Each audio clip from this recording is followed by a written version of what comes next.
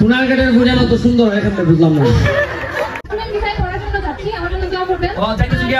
এইটা উনি কি করছেন? ব্যারিস্টার সুমন সুন্দরী মেয়ের সাথে কথা বলতেছেন। এত কথা কি বলতেছেন? ব্যারিস্টার সুমন কয়দিন পর পর এক একটা কাজ করেন এবং তিনি আলোচনায় চলে আসেন। এমনটা কেন হয় ব্যারিস্টার সুমনের সাথে? দর্শক শ্রোতা, ব্যারিস্টার সুমন এই সুন্দরী মেয়েটার সাথে কি কি কথা বলছে এইটা আপনারা এই ভিডিও দেখলে বুঝতে পারবেন, এবং ভিডিও শেষে একটা ইম্পর্টেন্ট ক্লিপ রয়েছে, সেই ক্লিপটা দেখে যাবেন, তাহলে কিন্তু এই কথাবার্তা এবং ব্যারিস্টার সুমন এত আলোচনা থাকার কারণ সব বুঝতে পারবেন। সোনারঘাটের বোঝানো তো সুন্দর এখান থেকে বুঝলাম না। তুমি নাও, বলো ভাই। আপনি তো দেখতেছি যে ইংরেজি শিক্ষা সবকিছুতে নজর দিতেছেন, কিন্তু আমি চাই যে প্রথমে বাংলা শিক্ষাটার দিকে একটু নজর দিবেন, কারণ আমাদের এই এলাকার শিক্ষার্থীরা বা সব বাচ্চারাই বেশিরভাগই তারা বাংলাটাই ভালোভাবে জানে না, ভালোভাবে শুদ্ধ বাংলা তারা একদমই জানে না। বাংলা ভাষা বলতে গেলে তাদের মধ্যে আঞ্চলিক এই জিনিসটা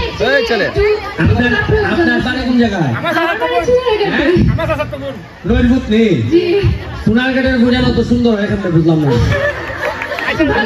আমার কালার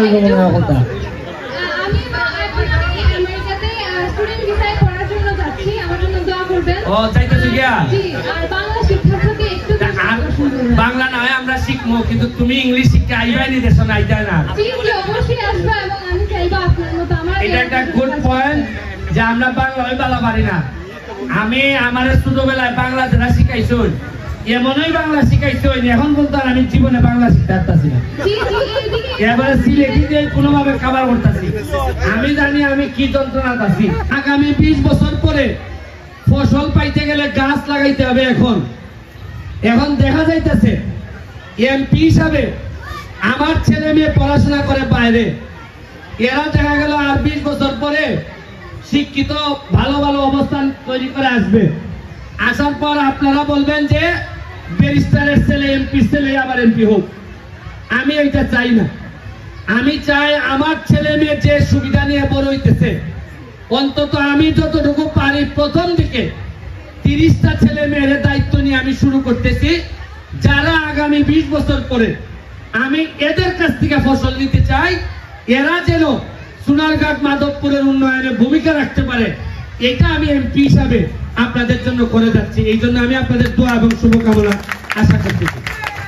আর বাচ্চাদের মা যারা আছেন তাদেরকে বলবো, আপনারা তো মোটামুটি বেশিরভাগই এখানে এসএসসি পাস, ইন্টার পাস, কেউ মাস্টার্স পাস। দেখেন, আমার তো বাবা মার পড়াশোনা ওইভাবে ছিল না, তা আবার আমার বাবা মা সোনারঘাটে থেকে পড়াশোনা ওইভাবে না থেকে তারা আমারে ব্যারিস্টার বানাইছেন, ঢাকা ইউনিভার্সিটিতে পড়াশোনা করাইছেন, বিবিএ এমবিএ তে পড়াশোনা করছি, আমি ব্যারিস্টার হয়েছি, আমি ব্যারিস্টার হয়ে আমি এমপি হয়েছি। আমি তারপরে আমার নসিবে কি লেখা আছে আমি জানি না। তা আমার বাবা মা যদি সোনারঘাটে থেকে পুরাতন সিস্টেমে আমারে বড় করে এই জায়গা পর্যন্ত আনতে পারেন, আমার একটা বিশ্বাস, আমার অন্তত সোনারঘাট মাধবপুরের মানুষ, আপনারা এখন যারা মারা আছেন তারা আমার মার চেয়ে অনেক বেশি শিক্ষিত, অনেক বেশি আধুনিক। আমার বিশ্বাস আপনারা চাইলে আপনাদের ছেলে মেয়েকে ব্যারিস্টার সুমনের চেয়ে অনেক বেশি শিক্ষিত এবং কার্যকর বাচ্চা হিসাবে আপনারা গড়ে তুলতে পারবেন। এইটুকু আমার এমপি হিসাবে আপনাদের কাছে আসা। আমি এখন বিদায় নিব। ব্যারিস্টার সুমন এইভাবে কথা বলার কারণটা তো আপনারা বুঝতেই পারছেন।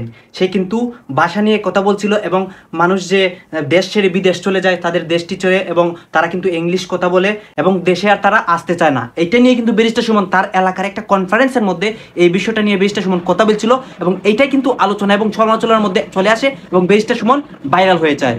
দর্শক শ্রোতা, ব্যারিস্টার সুমন সম্পর্কে আপনাদের কি মতামত প্লিজ ভিডিওর কমেন্ট বক্সে বলে যাবেন, এবং আপনাদের কাছে আমার একটা রিকোয়েস্ট, আমার এই চ্যানেলটি আপনারা সাবস্ক্রাইব করবেন। ধন্যবাদ।